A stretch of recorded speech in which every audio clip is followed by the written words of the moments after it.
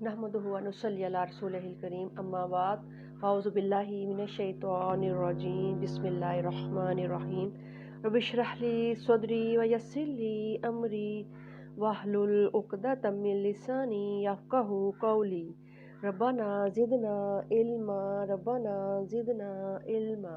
अल्लाहुम्मा अनफ़अना बिमा अल्लमतना व अल्लिमना मा यनफ़अुना व ज़िदना इल्मा अल्लाहुम्मा अरिनल हक्का हक्कन वरज़ुक़ना इत्तिबाअहु व अरिनल बातिला बातिलन वरज़ुक़ना इज्तिनाबहु अल्लाहुम्मा अजअलनी वज़ीरम मिन अहली अल्लाहुम्मा अजअलनी वज़ीरम मिन अहली आमीन या रब्बुल आलमीन। सूरतुल मोमिनून मक्की है और उसमें 118 आयत और 6 रुकू हैं। बिस्मिल्लाहिर्रहमानिर्रहीम, अल्लाह ताला के नाम से जो वसी रहमत वाला बहुत ही रहम करने वाला है। मोमिन फलाह पा गए। फलाह से मुराद क्या है? फलाह से मुराद ऐसी कामयाबी है जो किसी को अपने अमल और मेहनत के नतीजे में मिले। और फलाह का लफ्ज़ जो कुरान हकीम में कसरत से इस्तेमाल भी हुआ है। और देखें अज़ान और इकामत में मुसलमानों को दिन में 5 मरतबा यानी फलाह की तरफ कॉल दी जाती है। और फलाह के मानी ये है कि हर मुराद हासिल हो और हर तकलीफ़ दूर हो। और अल्लाह ताला की नज़र में फ़लाह जो है ना आखिरत की कामयाबी है और अल्लाह ताला की रहमत का मिल जाना, अल्लाह ताला की मग़फ़िरत का मिल जाना और सबसे बढ़कर उसकी जन्नत का मुस्तहिक़ बन जाना, असल में ये कामयाबी है और यही फ़लाह है जिसकी कोशिश के लिए इंसान को अल्लाह ताला ने दुनिया में भेजा है। तो शरीयत की नज़र में कामयाब तो वही है ना जो दुनिया में रह कर अपने रब को राज़ी कर ले और उसके बदले में आखिरत में अल्लाह ताला की फिर रहमत का और मग़फ़िरत का फिर मुस्तहिक़ करार पाए। तो इसके साथ अगर दुनिया की सादत और कामयाबी भी मिल जाए यानी मैसर आ दे तो फिर सुबहान अल्लाह, वरना असल कामयाबी तो आखिरत ही की कामयाबी है। तो अल्लाह फरमाते हैं कि एक जो यानी देखा जाए तो अल्लाह ताला ने पहली आयत से लेकर 11 आयत तक तो मोमिनों की वो सिफ़ात बयान की हैं जिन सिफ़ात के हामी होने की वजह से उनके साथ यानी कामयाबी का रब ताला ने वादा किया है। और इस फलाह से मुराद असल में वही बात कि जहन्नम से नजात और जन्नत में दाखिला है। तो ये असल फलाह है जिसके मीनिंग यानी अगर देखा जाए जिसका जिक्र अल्लाह ताला ने फरमाया इस आयत के अंदर, कद अफलाहल मुमिनून के मोमिन फलाह पा गए। वही जो पहली बात जो कामयाबी पाने वाले लोग हैं, जो अल्लाह की जन्नत में जाने वाले लोग हैं, उनकी जो खसूसियात हैं उनका जिक्र अल्लाह ताला ने किया। पहली खसूसियत जो है वो ये है, वही जो अपनी नमाज में खुशू करने वाले हैं। तो खुशू का जिक्र किया सबसे पहले नमाज का जिक्र किया। और नबी करीम सल्लल्लाहु अलैहि वसल्लम ने फरमाया कि मुझे खुशबू और औरतें महबूब हैं और नमाज में मेरी आंखों की ठंडक रख दी गई है। ये निसाई की रिवायत है। आप सल्लल्लाहु अलैहि वसल्लम ने फरमाया कि बिलाल उठो और हमें नमाज से आराम पहुंचाओ। ये मसनद अहमद की रिवायत है, सराजुल मुनीर में पाई जाती है। और एक और रिवायत है सैयदना यानी कि उमर बिन खत्ताब रज़ी अल्लाह ताला ने एक शख्स को गर्दन झुकाए हुए देखा तो फरमाया कि ए गर्दन वाले अपनी गर्दन ऊंची कर लो। खुशू गर्दन में नहीं होता, खुशू तो यानी दिल में होता है। तो खुशू के तरीके हैं कि नमाज हम पढ़ते हैं अल्हम्दुलिल्लाह 5 बार, तो खुशू के साथ कैसे पढ़ेंगे। एक और रिवायत आती है सैयदना आयशा रज़ी अल्लाह ताला अन्हा ने बताया कि मैंने नबी करीम सल्लल्लाहु अलैहि वसल्लम से नमाज में इधर उधर देखने वाले के बारे में पूछा तो आप सल्लल्लाहु अलैहि वसल्लम ने फरमाया कि ये तो डाका है जो शैतान बंदे की नमाज पर डाल देता है। ये बुहारी की हदीस है। और नमाज में खुशू के हवाले से एक और हदीस है, उम्मुल मोमिनीन हज़रत आयशा सिद्दीक़ा रज़ियल्लाहु ताला अन्हा कहती हैं कि नबी करीम सल्लल्लाहु अलैहि वसल्लम ने एक ऐसी मुनक्कश चादर में नमाज पढ़ी जिसमें यानी नक्श थे। तो आप सल्लल्लाहु अलैहि वसल्लम की नज़र जो थी ना इसके नकूश की तरफ पड़ी। तो फिर आप सल्लल्लाहु अलैहि वसल्लम जब फारग हुए नमाज से तो आपने फरमाया कि मेरी चादर को अबू जुहीम के पास ले जाओ और मुझे अबू जुहीम की सादा चादर ला दो, क्योंकि इस मुनक्कश चादर ने अभी मुझे मेरी नमाज से गाफिल कर दिया था। ये सही बुहारी की हदीस है। और इंसान पर खुशू की कैफियत तभी तारी हो सकती है ना जबकि वो ये शऊर ज़हन में बिठा कर बैठे कि सबसे बड़ी बात कि वो रब को देख रहा है और या ये फिर कि रब उसे देख रहा है। इसी से नमाज में खुशू हो सकता है। और खुशू ही की वजह से इंसान को अगर देखा जाए तो करार भी नसीब होता है और इत्मीनान कल्ब नसीब होता है। तो नमाज में खुशू के हवाले से हमने मुख्तलिफ अहादीस देखी। तो नमाज में खुशू का कायम करना बहुत ज़रूरी है। और जो खुशी और इत्मीनान और दिल की जो यानी कि सुकून है वो कैसे मिलता है कि जब नमाज में खुशू होगा। तो नमाज में खुशू तभी कायम हो सकता है कि जब नमाज में पूरी तरह ध्यान हो और ध्यान सिर्फ अल्लाह ताला की ज़ात की तरफ हो कि वो हमें देख रहा है, या फिर ये कि वो रब को देख रहे हैं या रब उसे देख रहा है। तो ये दो ही हैं तरीके जिससे इंसान में खुशू कायम हो सकता है। अल्लाह से हम दुआ करते हैं अल्लाह ताला हम सबको खुशू वाली नमाज़ें कायम करने की तौफीक अता फरमाए। अगली सिफ़त अल्लाह ताला ने बताई जो जन्नत में जाने वाले लोग हैं जिनकी सिफ़त होनी चाहिए जो मोमिनीन की सिफ़ात में से है। کہ وہ اور وہی جو لغویہ سے اعراض کرنے والے ہیں، اور وہی جو زکوٰۃ کو ادا کرنے والے ہیں، اور وہی جو اپنی شرمگاہوں کی حفاظت کرنے والے ہیں۔ نبی کریم صلی اللہ علیہ وآلہ وسلم نے فرمایا کہ جو مجھے یعنی دو چیزوں کی ضمانت دے گا تو میں اسے جنت کی ضمانت دوں گا کہ وہ ان کا غلط استعمال نہیں کرے گا۔ یعنی ایک ہے انسان کی زبان کہ اس کا غلط استعمال نہیں کرے گا، اور دوسری اس کی شرمگاہ، تو ان کی حفاظت کا حکم ہے، سوائے اپنی بیویوں اور ان کنیزوں کے جن کے وہ مالک ہوئے، بے شک وہ قابل مذمت نہیں۔ پھر جو اس کے علاوہ کچھ اور ڈھونڈے تو وہی زیادتی کرنے والے ہیں، اور وہی جو اپنی امانتوں اور اپنے عہد کی رعایت کرنے والے ہیں، اور وہی جو اپنی نمازوں کی حفاظت کرنے والے ہیں، یہی لوگ وارث ہیں۔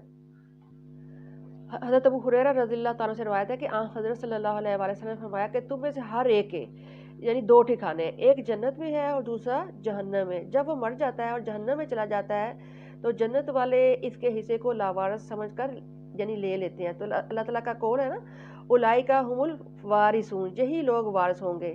المومنین کی آیت نمبر 1 کا یہی مطلب ہے۔ تو جنت کے وارث جو ہیں، یعنی ہر انسان کے دو ہی ٹھکانے نا، یا تو جنت ہے یا پھر جہنم۔ تو نیک مال کے نتیجے میں جو وراثت میں ملے گی وہ کیا ہوگی؟ وہ جنت ہے۔ جو فردوس کے وارث ہوں گے وہ اس میں ہمیشہ رہنے والے ہیں۔ اور ہم نے انسان کو مٹی کے خلاصے سے پیدا کیا، پھر ہم نے اسے ایک محفوظ ٹھکانے میں نطفہ بنا دیا، پھر ہم نے نطفے کو جمع ہوا خون بنایا، پھر ہم نے اس جمے ہوئے خون کو بوٹی بنا دیا، پھر ہم نے اس بوٹی کی ہڈیاں بنائیں، پھر ہم نے ان ہڈیوں پر گوشت چڑھا دیا، پھر ہم نے اسے ایک نئی صورت میں بنا کر کھڑا کیا۔ پھر بڑا ہی بابرکت ہے اللہ تعالیٰ، بہترین پیدا کرنے والا ہے۔ پھر یقیناً اس کے بعد تم مرنے والے ہو، پھر یقیناً تم قیامت کے دن اٹھائے جاؤ گے۔ اور ہم نے تمہارے اوپر 7 راستے بنائے اور مخلوق سے ہم کبھی غافل نہیں ہوئے۔ 7 راستوں سے مراد 7 آسمان ہیں، اور ہم نے آسمان سے ایک خاص انداز سے پانی نازل کیا، پھر ہم نے اسے زمین میں ٹھہرا دیا، اور یقیناً ہم اس کے لے جانے پر بھی قدرت رکھنے والے ہیں۔ پھر اس کے ذریعے ہم نے تمہارے لیے کھجور اور انگور کے باغ پیدا کیے، تمہارے لیے ان میں بہت سے لذیذ پھل ہیں، اور انہی میں سے کچھ تم کھاتے ہو۔ ہم نے وہ درخت پیدا کیا جو طور سینہ سے نکلتا ہے، کھانے والوں کے لیے روغن اور سالن اگاتا ہے۔ نبی کریم صلی اللہ علیہ وآلہ وسلم نے فرمایا کہ اس سے مراد زیتون ہے، اور آپ نے فرمایا کہ زیتون جو ہے نا، اس کو سالن کے طور پر بھی استعمال کرنا چاہیے، اور اس کو تیل کے طور پر بھی استعمال کرنا چاہیے۔ اور یقیناً تمہارے لیے مویشیوں میں ایک سبق ہے، ہم تمہیں ان کے پیٹ میں سے پلاتے ہیں، اور تمہارے لیے ان میں بہت سے دوسرے فائدے بھی ہیں، اور انہی میں سے کچھ کو تم کھاتے بھی ہو، اور ان پر اور کشتیوں پر تم سواری کرتے ہو۔ اور ہم نے نوح کو اس کی قوم کی طرف بھیجا تو اس نے کہا، اے میری قوم، اللہ تعالیٰ کی عبادت کرو، اس کے سوا تمہارا کوئی معبود نہیں، کیا پھر تم ڈرتے نہیں ہو؟ اس کی قوم کے جن سرداروں نے ماننے سے انکار کیا، انہوں نے کہا کہ یہ تو بس تمہارے جیسا ہی ایک آدمی ہے، یہ تمہارے اوپر برتری حاصل کرنا چاہتا ہے، اور اگر اللہ تعالیٰ چاہتا تو فرشتے نازل کرتا، ہم نے اپنے پہلے بڑوں میں نہیں سنا، یہ تو ایک شخص ہے جسے جنون ہو گیا، چنانچہ کچھ وقت اس کا انتظار کرو۔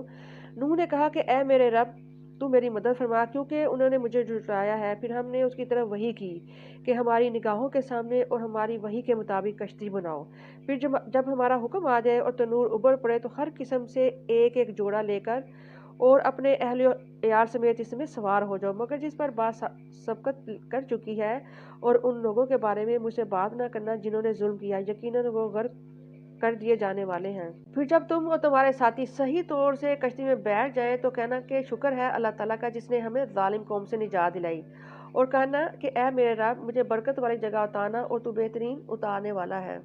یہ دعا پڑھنی چاہیے، ربی انزلنی منزلا مبارکا وانت خیر المنزلین، یعنی سواری کے اوپر سوار ہوتے ہوئے پڑھنی چاہیے۔ اس کے ساتھ وہ بھی دعا پڑھ لینی چاہیے جو نبی کریم صلی اللہ علیہ وسلم سواری کے وقت یعنی جب سواری پر بیٹھتے تھے تو پڑھتے تھے، یعنی اللہ اکبر کہتے تھے، اس کے بعد آپ صلی اللہ علیہ وسلم دعا پڑھتے تھے نا، سبحان الذی سخر لنا ھذا وما كنا له مقرنین وانا الی ربنا لمنقلبون۔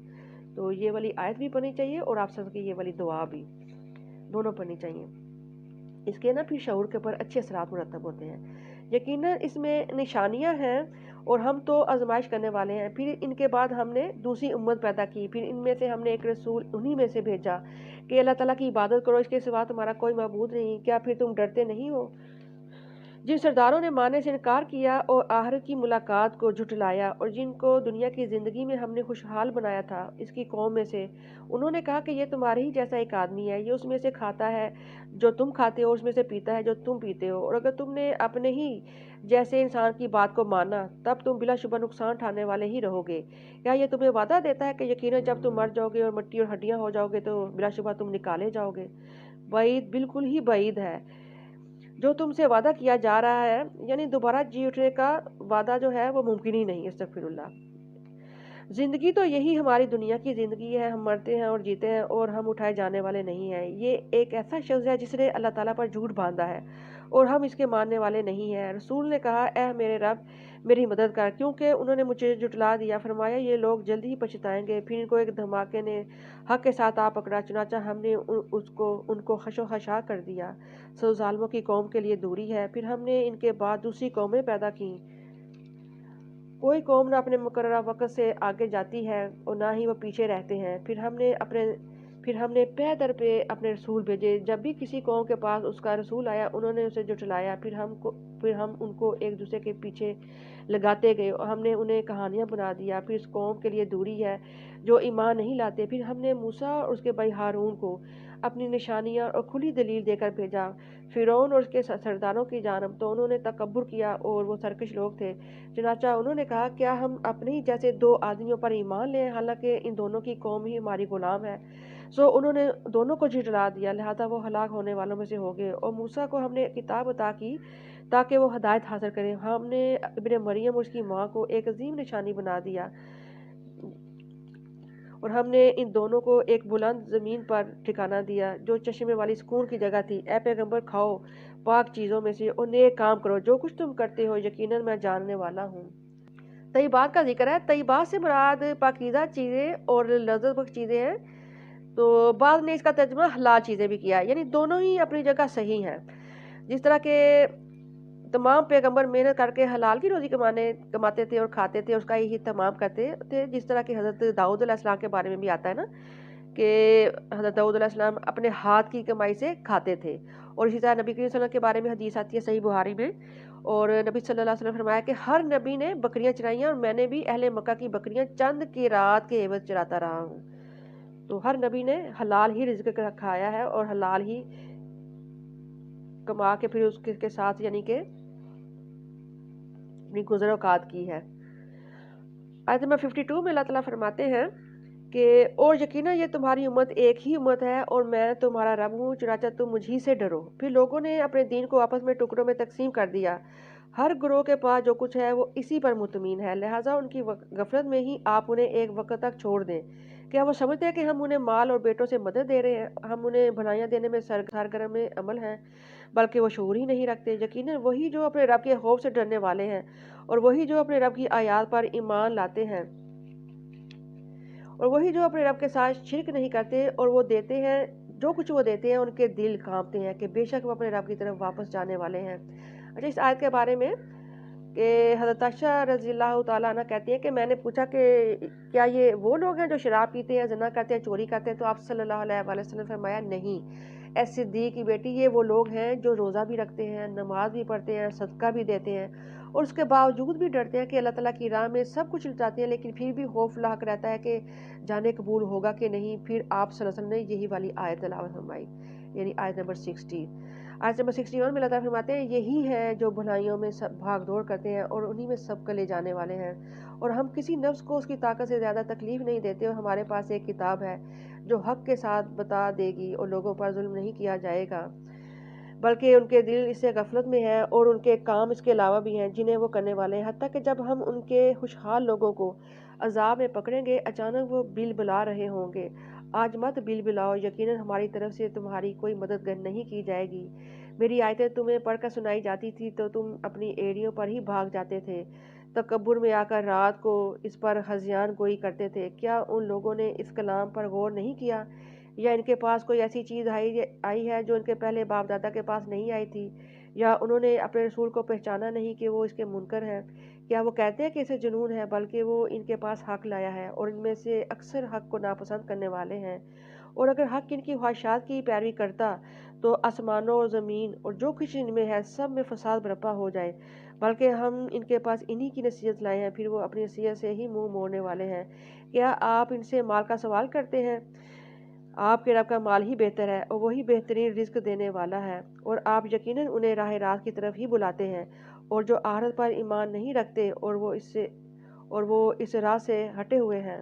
और अगर हम इन पर रहम करें और इन पर से कोई तकलीफ़ दूर कर दें तो वो अपनी कश्ती में بھٹکتے رہنے پر اور اصرار کرنے لگے، اور ہم نے انہیں عذاب میں پکڑا، مگر نہ انہوں نے اپنے رب کے سامنے عاجزی اختیار کی اور نہ ہی وہ گڑ گڑاتے تھے، یہاں تک کہ جب ہم نے ان پر ایک سخت عذاب کا دروازہ کھول دیا تو اسی وقت فوراً وہ اس سے مایوس ہو گئے۔ آیت نمبر 78 ہے، اور وہی ہے جس نے تمہارے کان، آنکھیں اور دل بنائے، تم بہت ہی کم شکر ادا کرتے ہو۔ وہی ہے جس نے زمین میں تمہیں پھیلا دیا اور اسی کی طرح تم اکٹھے کیے جاؤ گے۔ وہی ہے جو زندہ کرتا ہے، وہی موت دیتا ہے، اور رات اور دن کا عدل بدل کرنا اسی کے اختیار میں ہے۔ کیا پھر بھی تم عقل نہیں رکھتے؟ بلکہ انہوں نے بھی کہا جیسے پہلے لوگوں نے کہا تھا، انہوں نے کہا کیا جب ہم مر جائیں گے اور ہم مٹی اور ہڈیاں ہو جائیں گے تو کیا واقعی ہم دوبارہ اٹھائے جائیں گے؟ یہ وعدہ ہم سے بھی کیا گیا ہے اور اس سے پہلے ہمارے باپ دادا سے بھی۔ یہ محض اگلے لوگوں کی کہانیاں ہیں۔ آپ پوچھیں زمین اور جو اس میں ہے وہ کس کا ہے؟ اگر تم جانتے ہو، وہ جلد ہی کہیں گے اللہ تعالیٰ کا ہے۔ کہہ دو کیا پھر بھی تم نصیحت حاصل نہیں کرتے؟ آپ پوچھیں 7 آسمانوں کا رب اور عرش عظیم کا رب کون ہے؟ وہ جلد ہی کہیں گے اللہ تعالیٰ ہے۔ کہہ دو کیا پھر بھی تم ڈرتے نہیں؟ آپ پوچھیں کہ کل چیزوں کی بادشاہ کس کے ہاتھ میں ہے، اور وہی پناہ دیتا ہے اور اس کے مقابلے میں پناہ نہیں دی جا سکتی۔ اگر تم جانتے ہو، وہ جلد ہی کہیں گے کہ اللہ تعالیٰ ہی کے لیے ہے۔ کہہ دو کہ پھر کہاں سے تمہیں جادو کیا جاتا ہے؟ بلکہ ہم ان کے پاس حق لائے ہیں اور بلا شبہ وہی جھوٹے ہیں۔ اللہ تعالیٰ نے کسی کو بیٹا نہیں بنایا اور نہ ہی اس کے ساتھ کوئی اور معبود ہے، اور نہ ہی، ورنہ ہر معبود اپنی مخلوقات لے جاتا اور ان میں سے ایک دوسرے پر چڑھ دوڑتا جو وہ بیان کرتے ہیں۔ اللہ تعالیٰ اس سے پاک ہے۔ آیت نمبر 92 ہے، وہ غیب و حاضر کا جاننے والا ہے، پھر اس سے وہ بہت اوپر ہے جسے وہ شریک بناتے ہیں۔ آپ دعا کریں، اے میرے رب، اگر آپ مجھے وہ دکھا دیں جس کا ان سے وعدہ کیا جا رہا ہے، تو اے میرے رب مجھے ظالم لوگوں میں شامل نہ کرنا، اور یقیناً ہم قادر ہیں کہ آپ کو وہ چیز دکھا دیں جس کا ہم ان سے وعدہ کر رہے ہیں۔ آپ برائی کو اسے دور کریں جو سب سے اچھا ہو، جو بھی وہ بیان کرتے ہیں ہم اسے خوب جانتے ہیں۔ آپ دعا کریں، اے میرے رب، میں شیطان کے وسوسوں سے آپ کی پناہ میں آتا ہوں، اور میں آپ کی پناہ میں آتا ہوں کہ اے میرے رب کہ وہ میرے پاس حاضر ہوں۔ تو آپ صلی اللہ علیہ وآلہ وسلم نے تاکید فرمائی ہے نا اسی حوالے سے کہ ہر کام کی ابتدا جو ہے اللہ کے نام سے کی جائے، یعنی بسم اللہ پڑھی جائے، کیونکہ اللہ کی یاد ہے نا۔ تو جب انسان اللہ کو یاد کرتا ہے تو شیطان کو پھر دور کرنے والی یہی چیز ہے کہ انسان اللہ تعالیٰ کا نام لے اور اس کا ذکر کرے، بسم اللہ سے ہر کام کو شروع کرے۔ تو اس کے لیے آپ صلی اللہ علیہ وسلم نے دعائیں بھی سکھائیں، اور رات کو اسپیشلی اگر گھبراہٹ میں کوئی انسان اٹھ جائے تو اس موقع پر آپ نے بڑی خوبصورت دعا ہے جو سکھائی ہے، بسم اللہ اعوذ بکلمات اللہ التامات من غضبہ و عقابہ و من شر عبادہ و من ہمزات الشیاطین و ان یحضرون۔ تو یہ دعائیں ہیں بڑی پیاری کہ شیطان کی گھبراہٹ سے بچنے کے لیے۔ اور ایک اور بڑی پیاری یعنی کہ ایک واقعہ آتا ہے حضرت صفیہ رضی اللہ تعالیٰ عنہ کے بارے میں، آتا ہے زوجہ نبی کریم صلی اللہ علیہ وآلہ وسلم کے بارے میں، کہ وہ رسول اللہ صلی اللہ علیہ وسلم کے یعنی کہ پاس آئی تھی نا، آپ صلی اللہ علیہ وسلم اعتکاف کی حالت میں تھے، مسجد میں تھے تو زیارت کے لیے آئی تھیں رمضان کے آخری عشرے میں، تھوڑی دیر کے لیے آپ صلی اللہ علیہ وسلم کے پاس بھی بیٹھنے کے بعد پھر اٹھ کر جانے لگی، تو رسول صلی اللہ علیہ وسلم انہیں پہنچانے کے لیے ساتھ اٹھے، یہاں تک کہ وہ یعنی مسجد کے دروازے پر ام سلمہ کے دروازے کے یعنی قریبی پہنچ گئی تھی، تو انصار کے 2 آدمی ادھر سے یعنی گزر رہے تھے، تو انہوں نے نبی کریم صلی اللہ علیہ وآلہ وسلم کو سلام کیا، تو ان دونوں سے نبی کریم صلی اللہ علیہ وسلم فرمایا کہ تم دونوں ٹھہر جاؤ، یہ صفیہ بنت حیی تھیں۔ یعنی ان دونوں نے عرض کی سبحان اللہ یا رسول اللہ وسلم، ہم آپ کے طرف سے بدعنوانی کر سکتے تھے؟ یعنی ان دونوں پر یہ بات شاہ گزری، تو نبی صلی اللہ علیہ وسلم نے فرمایا کہ شیطان ہون کی طرح انسان کے بدن میں نا گردش کرتا رہتا ہے، اور مجھے اندیشہ ہوا کہ مبادہ تمہارے دلوں میں وہ کچھ وسوسہ ڈال دے۔ تو شیطان ہر وقت انسان کے ساتھ ہے، کیونکہ جیسے بلڈ گردش کرتا ہے شیطان بھی اسی طرح انسان کے ساتھ ہوتا ہے، تو اس کو اعوذ باللہ بھی پڑھنی چاہیے اور بسم اللہ ہر موقع پہ پڑھنی چاہیے، تاکہ اللہ تعالیٰ کی رحمت اس کے شامل حال رہے اور اس کو خیر و برکات نصیب ہوتی رہے۔ تو کوئی بھی ایسا کام جس میں ہم بسم اللہ نہیں پڑھتے ظاہر اس میں سے برکت ختم ہو جاتی ہے۔ برکت کو جاری رکھنے کے لیے اور اللہ کی رحمت کو پانے کے لیے زندگی کی ایک روٹین جو ہے نا وہ یہی کہ ہر کام کو بسم اللہ سے شروع کیا جائے اور اعوذ باللہ بھی ساتھ میں پڑھی جائے۔ یہاں تک کہ جب آیت نمبر 99 ہے، یہاں تک کہ جب ان میں سے کسی پر موت آتی ہے تو وہ کہتا ہے کہ اے میرے رب مجھے لوٹا دے تاکہ میں اس دنیا میں نیک کام کروں جسے میں چھوڑ آیا ہوں۔ بالکل نہیں، وہ بس ایک بات ہے جو وہ کہنے والا ہے، اور اس دن تک ان سب کے آگے برزخ ایک پردہ ہے جب وہ اٹھائے جائیں گے۔ تو یہاں پہ برزخ کا جو لفظ آیا ہے نا اس کو دیکھتے ہیں، ان 2 چیزوں کے درمیان جو حجاب ہوتا ہے نا، اور آڑ کو برزخ کہا جاتا ہے، یعنی دنیا کی زندگی اور آخرت کی زندگی کے درمیان جو وقفہ ہے اسے یہاں پہ برزخ سے تعبیر کیا گیا، کیونکہ مرنے کے بعد دیکھیں نا انسان کا تعلق دنیا کی زندگی سے تو ختم ہو جاتا ہے، اور آخرت کی زندگی کا آغاز اس وقت ہوگا جب تمام انسانوں کو دوبارہ زندہ کیا جائے گا۔ تو یہ درمیان کی جو زندگی ہے نا یہ برزخ ہے، जो कब्र में या परिंदे के पेट में या जला डालने की सूरत में फिर मिट्टी के ज़रात में गुजरती है। अब देखें कि बरज़ुख की ज़िंदगी है कि इंसान का ये वजूद जहाँ भी होगा ना, और जिस शक्ल में भी होगा, बज़ाहिर तो वो मिट्टी में मिलकर मिट्टी हो चुका होगा ना, या राख बनकर या राख बनाकर हवा में उड़ा दिया जाएगा, या समंदरों में या दरिया में बहा दिया गया होगा, या किसी जानवर की खुराक ही बन गया होगा। मगर अल्लाह ताला सबको एक नया वजूद अता फरमाकर मैदान महशर में जमा फरमाएगा। तो बहरहाल बरज़ुख जो है एक आड़, एक पर्दा है। ये एक वो वक्फ़ा है जो कि यानी कि इंसान के लिए। आयत नंबर 101 में अल्लाह ताला फरमाते हैं, चुनाचा जब सूर में फूंका जाएगा तो उस दिन उनके दरमियान कोई कराबदारियाँ ना रहेंगी और ना ही वो एक दूसरे को पूछेंगे। फिर जिसके पलड़े भारी होंगे वही कामयाब हैं, और जिनके पलड़े हल्के होंगे तो यही लोग जिन्होंने खुद को नुकसान में डाला और वो जहन्नम में हमेशा रहेंगे। लमा जी नामिनन्नार, उनके चेहरों को आग झुलसा देगी और इसमें वो जबड़े निकाले हुए होंगे। आयत के अंदर लफ्ज़ है कल हूँ, इसके मानी होते हैं कि होंठ का सुकड़ कर दांत ज़ाहिर हो जाए, यानी होंठ गोया दांतों का लिबास है। और जब ये जहन्नम की आग से सिमट और सुकड़ जाएंगे तो फिर दाहिर है दांत ही ज़ाहिर हो जाएंगे, जिससे इंसान की सूरत भी बशक्ल और डरावनी हो जाएगी। अस्तगफिरुल्लाह। आयत नंबर 105 में अल्लाह ताला फरमाते हैं, क्या मेरी आयत तुम्हें पढ़कर सुनाई नहीं जाती थी, फिर भी तुम उन्हें झुठलाते थे। आपको पढ़कर सुनाई जा रही है ना आयत। वो कहेंगे हमारे रब, हमारी बदबख्ती हम पर गालिब आ गई और हम वाकई गुमराह लोग थे। ए हमारे रब, हमें यहाँ से निकाल, फिर अगर हम दोबारा करें तो बिलाशुबा हम ही जालिम होंगे। अल्लाह ताला फरमाएगा, यही हवा रहो, मुझसे बात ना करो। यकीनन मेरे बंदों में से एक गिरोह कहता था कि ए हमारे रब, हम ईमान लाए, लिहाजा तू हमें मुआफ़ फरमाओ, हम पर रहम फरमाओ, तू सब रहम करने वालों से अच्छा रहम फरमाने वाला है। चुनाचा तुमने उनका मजाक बनाया, यहाँ तक कि उन्होंने तुम्हें हमारी याद ही भुला दी और तुम उन पर हंसा करते थे। यकीन करो आज मैंने इन्हें इनके सब्र का बदला दिया है, बिलाशुबा वही कामयाब है। अल्लाह ताला फरमाएगा, तुम ज़मीन में कितने साल रहे हो। वो कहेंगे हम एक दिन या दिन का कुछ हिस्सा रहे हैं, बस आप शुमार करने वालों से पूछ लें। अल्लाह ताला फरमाएगा कि तुम थोड़ी ही मुद्दत रहे हो, काश तुम बात को जानते होते। तो ये वो बातचीत है जो आगे की बातचीत है, और ये मुस्तकबिल की वो हालात और वाक़यात हैं जो पेश आने वाले हैं। और ये ज़िंदगी कितनी यानी देखा जाए तो मुख्तसर सी है, और जिसका एहसास यहाँ पे अल्लाह ताला ने दिलाया है। और बातचीत से क्या पता चलता है कि एक दिन या दिन का कुछ हिस्सा, जिसके लिए इंसान इतनी ज़िंदगी में फ़िक्र करता है, इतना क़याम होगा आखिर में जब बातचीत करेंगे कि हम इतने देर यानी दुनिया में रह के आए हैं, एक दिन या दिन का कुछ हिस्सा। अल्लाह ताला फरमाएगा, तुम थोड़ी ही मुद्दत रहे हो, काश तुम जानते हो, काश तुम बात को जानते होते। फिर क्या तुम ये ख्याल करते हो कि हमने तुम्हें बेमकसद पैदा किया, बिलाशुबा तुम्हें हमारी तरफ वापस नहीं लौटाया जाएगा। फिर अल्लाह ताला वाला और बरतर है, वो बादशाह हकीकी है, इसके सिवा कोई माबूद नहीं, वो अर्श करीम का मालिक है। और जो कोई अल्लाह ताला के साथ किसी दूसरे माबूद को पुकारता है जिसकी इसके पास कोई दलील भी नहीं है, बिलाशुबा इसका हिसाब इसके रब ही के पास है। बात यह है कि ऐसे काफिर कभी कामयाब नहीं होंगे। और आप दुआ करें, ए मेरे रब, दरगुजर फरमा और रहम फरमा, और तू सब रहम करने वालों से अच्छा रहम फरमाने वाला है। सूरह अन-नूर मदनी है और उसमें 64 आयात और 9 रुकू है। बिस्मिल्लाहिर्रहमानिर्रहीम, अल्लाह ताला के नाम से जो वसी रहमत वाला बहुत ही रहम करने वाला है। ये एक अहम सूरत है जिसे हमने नाजिल किया है, और हमने इसे फ़र्ज़ किया है, और हमने इसमें वाज़ेह आयात नाजिल की हैं ताकि तुम सबक हासिल करो। ज़ानिया औरत और ज़ानी मर्द, बस दोनों में से हर एक को 100 कोड़े मारो। अल्लाह ताला के दीन में नरमी तुम्हें दामनगीर ना हो, अगर तुम अल्लाह ताला और आखिर के दिन पर ईमान रखते हो। और दोनों की सज़ा में अहले ईमान का एक गिरोह मौजूद रहे। और ज़ानी निकाह नहीं करेगा मगर ज़ानिया या मुशरिका के साथ ही, और ज़ानिया के साथ निकाह नहीं करेगा मगर ज़ानी या मुशरिक ही, और अहले ईमान पर यह हराम कर दिया गया है। और जो पाक दामन औरतों पर तोहमत लगाए फिर 4 गवाह ना लाए तो इन्हें 80 कोड़े मारो, और इनकी गवाही कभी कबूल ना करो, और यही लोग फासिक हैं। सैयदना अबू हुरैरा रज़ियल्लाहु ताला बयान फरमाते हैं कि नबी करीम सल्लल्लाहु अलैहि वसल्लम ने फरमाया कि 7 हलाक करने वाले गुनाहों से बचो। पहला है अल्लाह ताला के साथ शिरक करना, दूसरा जादू करना, फिर जिस जान का कत्ल करना अल्लाह ताला ने हराम करा दिया है उसको कत्ल करना, सूद खाना, यतीम के माल को खा लेना, और जंग के दिन पीठ दिखाकर भाग जाना। फिर 7वां है कि पाक दामन भोली भाली औरतों पर तोहमत लगाना। आयत नंबर 5 है सूरह नूर की, मगर जो इसके बाद तौबा करें और इस्लाह में यानी इस्लाह कर लें तो बिलाशुबा अल्लाह ताला बड़ा बख्शने वाला, बड़ा ही रहम करने वाला है।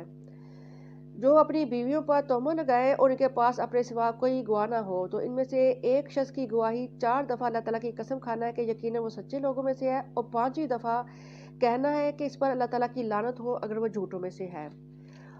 اور یہ بات عورت سے سزا کو ٹال دے گی اور 4 مرتبہ اللہ تعالیٰ کی قسم کھا کر گواہی دے گی کہ یقیناً وہ حامد جھوٹوں میں سے ہے، اور 5ویں مرتبہ کہے کہ یقیناً اس عورت پر اللہ تعالیٰ کا غضب ہو اگر وہ حامد سچے لوگوں میں سے ہے، اور اگر تم پر اللہ تعالیٰ کا فضل کی رحمت نہ ہوتی تو تم شدید مشقت میں پڑ جاتے، اور یقیناً اللہ تعالیٰ توبہ قبول کرنے والا بڑی ہی حکمت والا ہے۔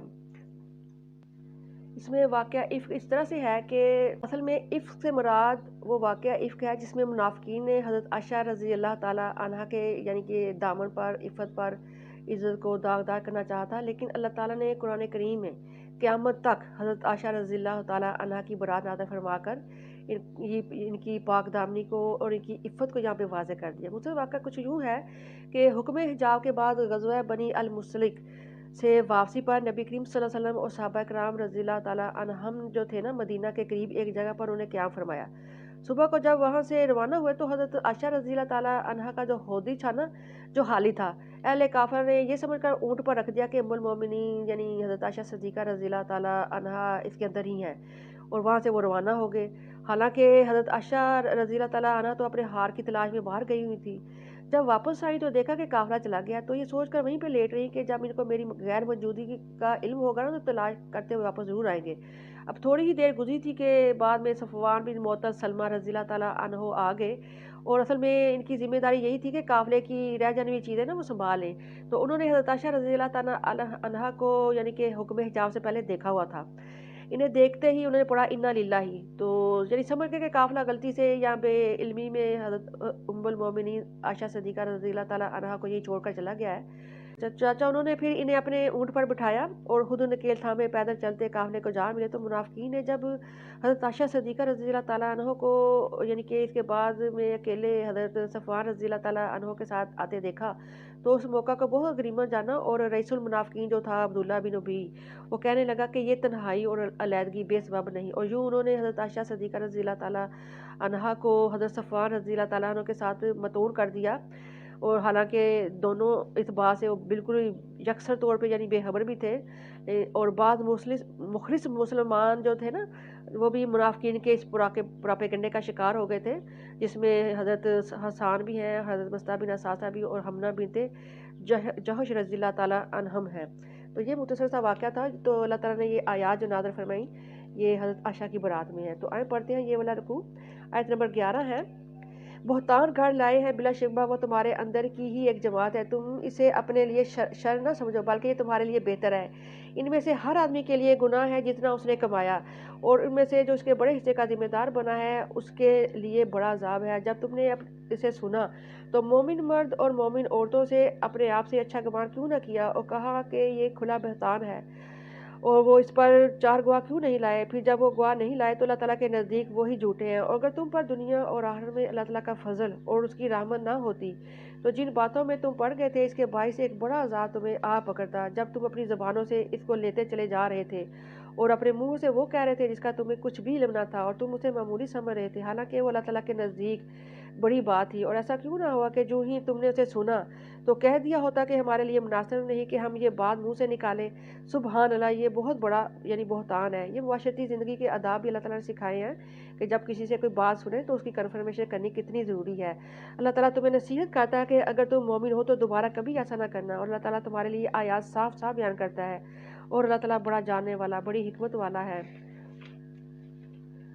جو لوگ اہل ایمان میں فحش پھیلانا پسند کرتے ہیں بلا شبہ ان کے لیے دنیا اور آخرت میں دردناک عذاب ہے، اور اللہ تعالیٰ ہی جانتا ہے اور تم نہیں جانتے۔ اور اگر تم پر اللہ تعالیٰ کا فضل اس کی رحمت نہ ہوتی، اور بلا شبہ اللہ تعالیٰ نرمی کرنے والا اور رحم کرنے والا ہے۔ سورہ نور اور آیت نمبر 21 ہے، پارہ نمبر 18۔ اللہ تعالیٰ فرماتے ہیں اے لوگو جو ایمان لائے ہو تم شیطان کے نقش قدم کی پیروی نہ کرو، اور جو شخص شیطان کے نقش قدم کی پیروی کرے گا بلا شبہ وہ اسے بے حیائی اور برائی کا حکم دے گا۔ اور اگر تم پر اللہ تعالیٰ کا فضل اور اس کی رحمت نہ ہوتی تو تم میں سے کوئی شخص کبھی پاک نہ ہو پاتا، لیکن اللہ تعالیٰ جسے چاہتا ہے پاک کرتا ہے، اور اللہ تعالیٰ سب کی سننے والا سب کو جاننے والا ہے۔ اور تم میں سے جو لوگ فضل و کشائش والے ہیں وہ اس بات کی قسم نہ کھا بیٹھے کہ وہ اپنے رشتہ داروں کو اور مسکینوں کو اور مہاجروں کو اور اللہ تعالیٰ کی راہ میں کچھ نہ دیں گے، اور وہ معاف کر دیں اور درگزر کریں۔ کیا تم نہیں چاہتے کہ اللہ تعالیٰ تمہیں بھی معاف کر دے؟ اور اللہ تعالیٰ بڑا بخشنے والا بڑا رحم کرنے والا ہے۔ حضرت عائشہ صدیقہ رضی اللہ تعالیٰ عنہا کے اوپر جب بہتان گیا تھا تو حضرت ابوبکر صدیق رضی اللہ تعالیٰ عنہ جو مصطح بن اساسہ جو تھے، جو یعنی کہ ان کے ساتھ ان کے فیملی ریلیشن بھی تھے اور ان کے حالات تھے، ان کی مدد کیا کرتے تھے. تو حضرت عائشہ پر جب انہوں نے تہمت لگائی تو حضرت ابوبکر صدیق نے نا مصطح کی فیملی کو جو وظیفہ دیتے تھے وہ دینا بند کر دیا تھا. پھر اللہ تعالیٰ نے یہ والی آیت نازل فرمائی، کیا تم نہیں چاہتے ہو کہ اللہ تعالیٰ یعنی تمہیں بھی معاف کر دے؟ اس پر حضرت ابوبکر صدیق رضی اللہ تعالیٰ عنہ نے کہا کہ کیوں نہیں اے ہمارے رب، ہم تو چاہتے ہیں کہ آپ ہمیں بخش دیں. اور اس کے بعد پھر پہلے سے زیادہ یعنی کہ وظیفہ کر دیا تھا مصطح بن اساسہ کا، کیونکہ ان کی بیٹی کے اوپر تہمت لگانے میں مصطح بن اساسہ نے بھی یعنی کہ ایک رول پلے کیا تھا. اس بات کا حضرت ابوبکر صدیق رضی اللہ تعالیٰ کو بہت دکھ تھا. آیت نمبر 23 ہے، جو لوگ پاک دامن بے خبر مومن عورتوں پر تہمت لگاتے ہیں یقیناً ان پر دنیا اور آخرت میں لعنت کی گئی ہے. استغفر اللہ. اور ان کے لیے بہت بڑا عذاب ہے اس دن جب ان کی زبانیں، ان کے ہاتھ اور ان کے پاؤں ان کے اپنے ہی خلاف گواہی دیں گے جو کام بھی وہ کیا کرتے تھے. اس دن اللہ تعالیٰ انہیں پورا پورا حقیقی بدلہ دے گا اور وہ جان لے کہ بلا شبہ اللہ تعالیٰ ہی حق ہے، حق کو بیان کرنے والا ہے. حبیث عورتیں حبیث مردوں کے لیے ہیں اور حبیث مرد حبیث عورتوں کے لیے ہیں، اور پاکیزہ مرد پاکیزہ عورتوں کے لیے ہیں اور پاکیزہ عورتیں پاکیزہ مردوں کے لیے ہیں. یہ لوگ ان باتوں سے مبرہ ہیں جو لوگ کہتے ہیں، انہی کے لیے بڑی مغفرت اور اچھا رزق ہے. اے لوگوں جو ایمان لائے ہو، اپنے گھروں کے سوا دوسرے گھروں میں داخل نہ ہوا کرو یہاں تک کہ اجازت حاصل کرو، اور اہل خانہ پر سلام بھیجو، تمہارے لیے یہی بہتر ہے تاکہ تم سبق حاصل کرو. اللہ تعالیٰ نے گھروں میں داخل ہونے کے آداب بیان فرمائے ہیں. تو نبی کریم صلی اللہ علیہ وسلم کا معمول بھی یہی تھا کہ نبی کریم صلی اللہ علیہ وسلم جب گھر میں داخل ہوتے نا تو داخل ہونے سے پہلے 3 مرتبہ آپ صلی اللہ علیہ وسلم اجازت طلب فرماتے تھے. اگر کوئی جواب نہیں دیتا نا تو آپ صلی اللہ علیہ وسلم وہاں سے لوٹ جاتے. اور یہ بھی کہ آپ صلی اللہ علیہ وسلم کی عادت مبارکہ تھی کہ اجازت طلبی کے وقت آپ صلی اللہ علیہ وسلم یعنی دروازے کے دائیں یا بائیں جانب کھڑے ہوتے ہیں تاکہ ایک دم سامنا نہ ہو جس میں ظاہر بے پردگی کا امکان ہوتا ہے.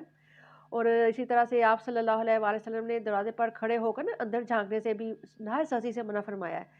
حتیٰ کہ اگر کسی شخص نے جھانکنے والے کی آنکھ پھوڑ دی نا تو آپ صلی اللہ علیہ وسلم نے فرمایا کہ اس پر کوئی گناہ نہیں ہوگا.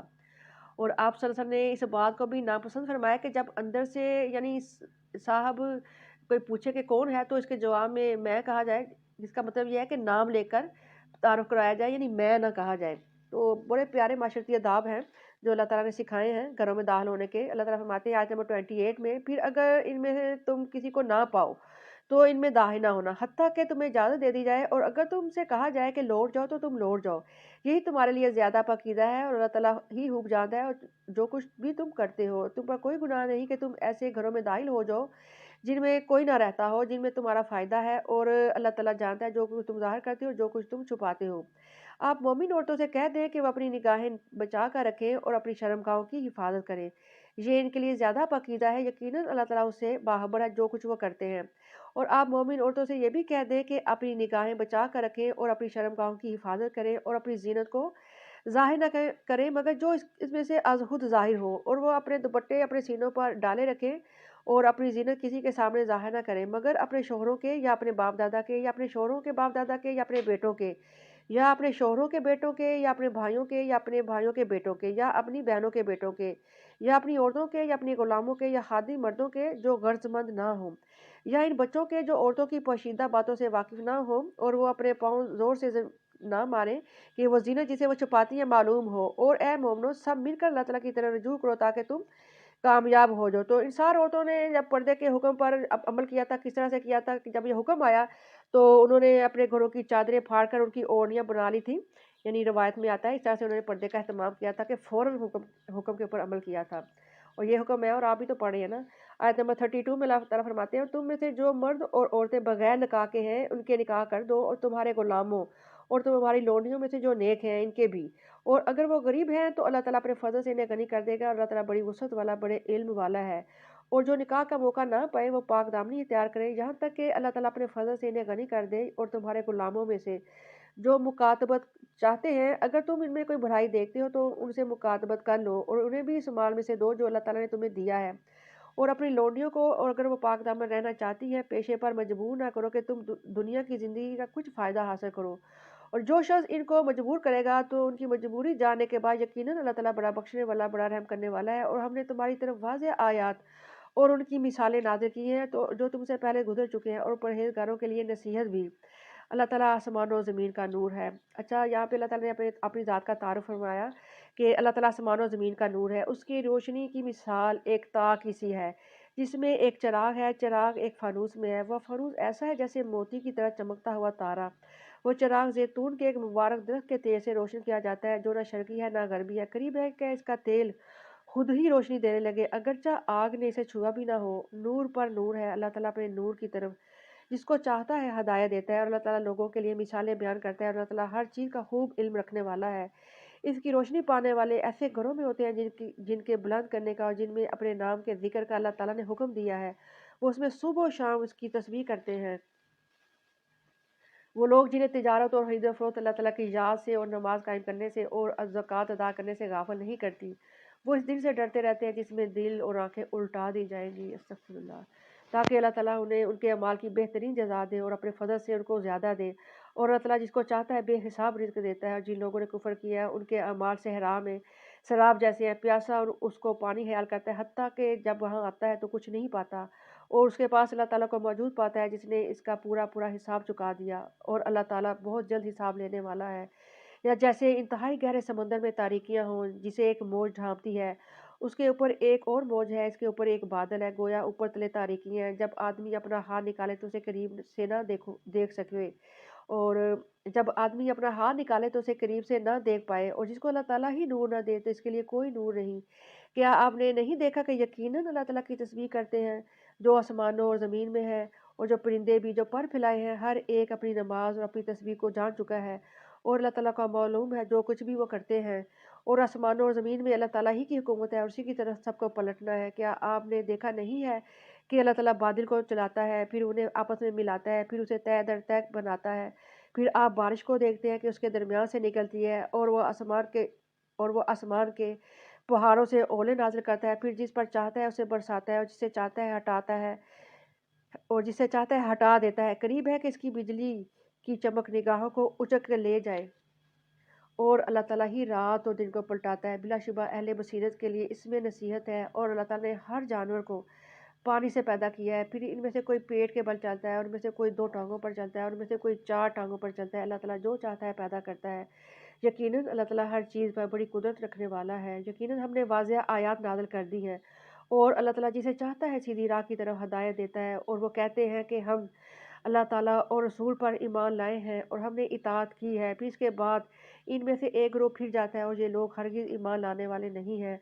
और जब इन्हें अल्लाह ताला उसके रसूल की तरफ बुलाया जाता है ताकि वो इनके दरमियान फैसला करे, तो इनमें से एक ग्रोह मुंह मोड़ने वाला होता है, और अगर हक उन्हीं का हो तो रसूल के पास फरमाबरदार बनकर आ जाते हैं। क्या इनके दिलों में बीमारी है, या वो शक में पड़े हुए हैं, या इन्हें डर है कि अल्लाह ताला और उसका रसूल इन पर जुल्म करेगा?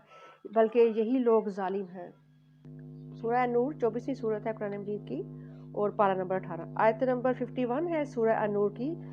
मोमनों की बात ही ये होती है कि जब उन्हें अल्लाह ताला और उसके रसूल की तरफ बुलाया जाता है कि वो इनके दरमियान फैसला कर दे, वो कहते हैं कि हमने सुना और हमने फरमाबरदारी की, और यही लोग कामयाब हैं। और जो अल्लाह ताला और उसके रसूल की फरमाबरदारी करें और अल्लाह ताला से डरें और उसकी नाफरमानी से बचे, तो यही लोग कामयाब हैं। और वो अल्लाह ताला के नाम की पुख्ता कस्में खाते हैं कि अगर आप उन्हें हुक्म दें तो वो ज़रूर निकलेंगे। आप कहते हैं कस्में ना खाओ, तुम्हारी इताअत मालूम है, बिलाशुबा जो तुम करते हो अल्लाह ताला इससे बाखबर है। आप कह दें अल्लाह ताला की इताअत करो और रसूल की इताअत करो, फिर भी अगर तुम मुंह मोड़ोगे तो रसूल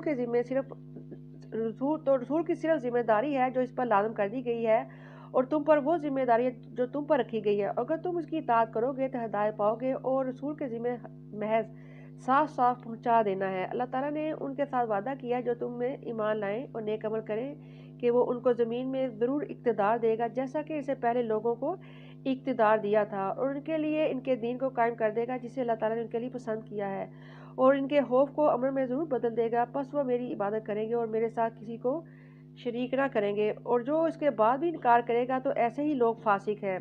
और नमाज कायम करो और ज़कात अदा करो और रसूल की इताअत करो ताकि तुम पर रहम किया जाए। जिन लोगों ने कुफर किया, आप इनके बारे में ये गुमान न करें कि वो ज़मीन में आजिज़ कर देने वाले हैं, और उनका ठिकाना आग है, और वो बहुत ही बुरा ठिकाना है। ऐ लोगों जो ईमान लाए और तुमसे 3 बार ज़्यादा तलब कर लिया करें वो जिनके तुम मालिक हो, और वो बच्चे भी जो तुम में से अभी अकल की हद तक नहीं पहुँचे, फजर की नमाज से पहले और दोपहर को اور جب تم اپنے کپڑے اتارتے ہو اور عشاء کی نماز کے بعد، یہ 3 تمہارے پردے کے اوقات ہیں، ان کے بعد نہ تم پر کوئی گناہ ہے اور نہ ہی ان پر تم ایک دوسرے کے پاس بکثرت آنے جانے والے ہو۔ اس طرح اللہ تعالیٰ تمہارے لیے آیات کی وضاحت کرتا ہے، اور اللہ تعالیٰ بڑا جاننے والا، بڑی حکمت والا ہے۔ اور جب تمہارے بچے عقل کو پہنچ جائیں تو وہ بھی ایسے ہی اجازت لیں جیسے ان سے پہلے کے لوگ اجازت لیتے رہے ہیں۔ اس طرح اللہ تعالیٰ اپنی آیات تمہارے لیے بیان کرتا ہے، اور اللہ تعالیٰ بڑے علم والا، بڑی حکمت والا ہے۔ تو یہاں پہ اللہ تعالیٰ نے ایک معاشرتی زندگی کا ادب و طریقہ سکھایا ہے کہ 3 اوقات جو پردے کے ہیں ان میں، یعنی کہ بچے بھی اگر ماں باپ کے پاس آئیں گے تو وہ بھی اجازت لے کر آئیں گے۔ اور باہر جانے والی عورتیں جو نکاح کی امیدوار نہیں ہیں، سو اگر وہ اپنی چادریں اتار کر رکھ دیں تو ان پر کوئی گناہ نہیں، جبکہ وہ زینت کی نمائش کرنے والی نہ ہو، اور اگر وہ اس سے بھی بچیں تو ان کے لیے بہتر ہی ہے۔ اور اللہ تعالیٰ سب کی سننے والا، سب کو جاننے والا ہے۔ اندھے پر کوئی تنگی نہیں، اور لنگڑے پر کوئی تنگی نہیں، اور بیمار پر کوئی تنگی نہیں، اور نہ ہی تم پر ہے کہ تم اپنے گھروں سے کھاؤ، یا اپنے باپ دادا کے گھروں سے، یا اپنی ماؤں کے گھروں سے، یا اپنے بھائیوں کے گھروں سے، یا اپنی بہنوں کے گھروں سے، یا اپنی چچاؤں کے گھروں سے، یا اپنی پھوپھیوں کے گھروں سے، یا اپنے ماموں کے گھروں سے، یا اپنی خالاؤں کے گھروں سے، یا جس گھر کی چابیوں کے تم مالک ہو، یا اپنے دوستوں کے گھروں سے کھاؤ۔ تم پر کوئی گناہ نہیں کہ تم لوگ مل کر کھاؤ یا الگ الگ کھاؤ۔ پھر جب تم گھروں میں داخل ہوا کرو تو اپنے لوگوں کو سلام کرو۔ اللہ تعالیٰ کی جناب سے بڑی بابرکت اور پاکیزہ دعائے خیر ہے۔ اس طرح اللہ تعالیٰ آیات تمہارے لیے بیان کرتا ہے تاکہ تم عقل سے کام لو۔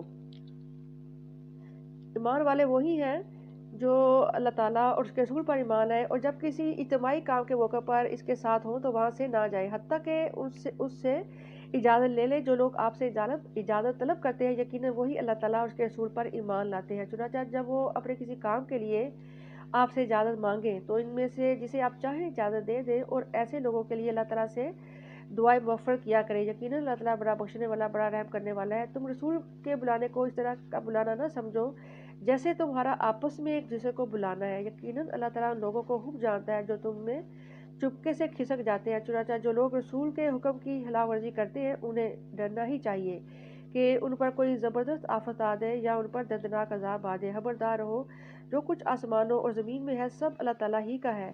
جس روش پر تم ہو وہ جانتا ہے، جس دن لوگ اس کی طرف بلائے جائیں گے وہ انہیں اس سے باخبر کر دے گا جو انہوں نے کیا، اور اللہ تعالیٰ ہر چیز کا خوب جاننے والا ہے۔